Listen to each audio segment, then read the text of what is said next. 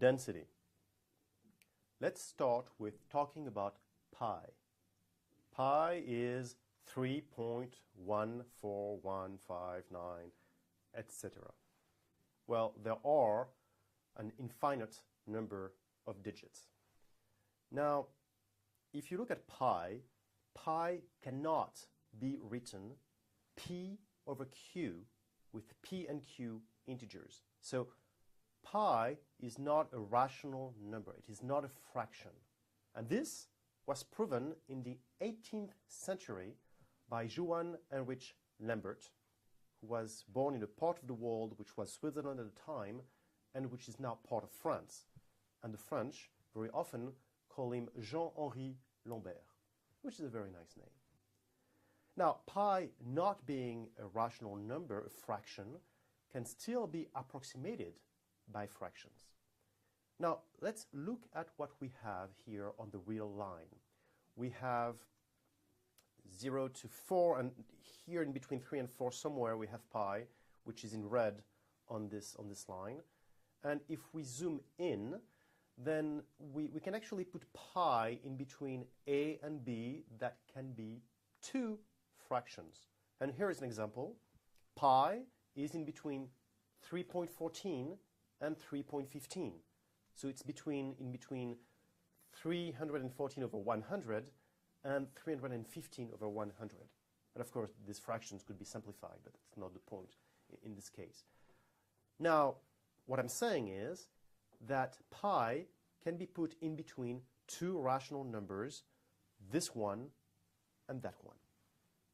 Actually, what I could do is put pi in between 2 rational numbers that are even closer than these 2 rational numbers. What happens, actually, is that I can choose a and b to be as close as I want, not the same, I mean, not a equal b, but as close as I want, and I will still be able to put pi in between them.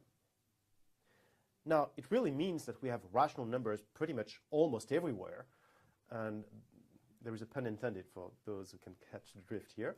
But so think about pi as just somewhere, and these rational numbers are almost everywhere. What we have is that we would like to say that q somehow, the rational numbers, is dense in R. Now, for any x in R, what we have is that we can put x in between a and b, where a and b are rational numbers. And this provides the subsequent definition of density. This gives us the idea of actually defining the density of a set Y in a set X this way. I start with a metric space, X, and Y is dense in X if for all small x, for all elements small x in capital X, and for all epsilon positive, but not 0, there exists a y, a small y in capital Y, such that the distance between x and y is smaller than epsilon. So what I am saying here is that for any element of x, I can find an element of y which is as close as I want from x, which is the distance in between them is going to be smaller than any epsilon, which is not 0, but any epsilon that I can choose. I can also say that, look at this set here, that's a set. The elements of y will be really everywhere. I mean, it's like a little strainer with the strainer with this grain, which is really, really small. And that's like the y is basically pretty much everywhere on X. Now, I can also define this using sequences. Y is dense in X if for all small x in capital X, there exists a sequence yn that converges to X, and yn is a sequence of elements of Y. That is another way to define density, the density of set Y in set X. Finally, what I would like to say is that one can define density simply using a topology. So I could have defined density last week when I had a topological space. And actually, as a matter of fact, this was done in a PDF supplement. So those of you who read what Anna prepared for you saw density in that case.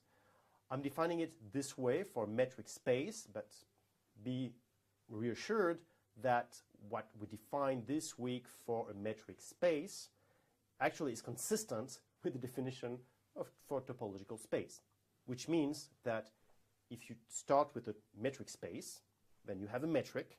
This metric will give you a topology.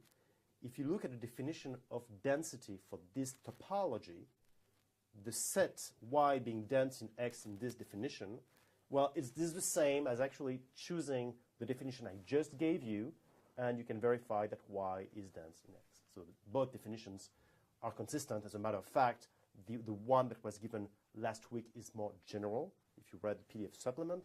But what we will need in this class is really this definition here, saying that we have density in a metric space. That's the end of week 2, and I hope I will see you next week.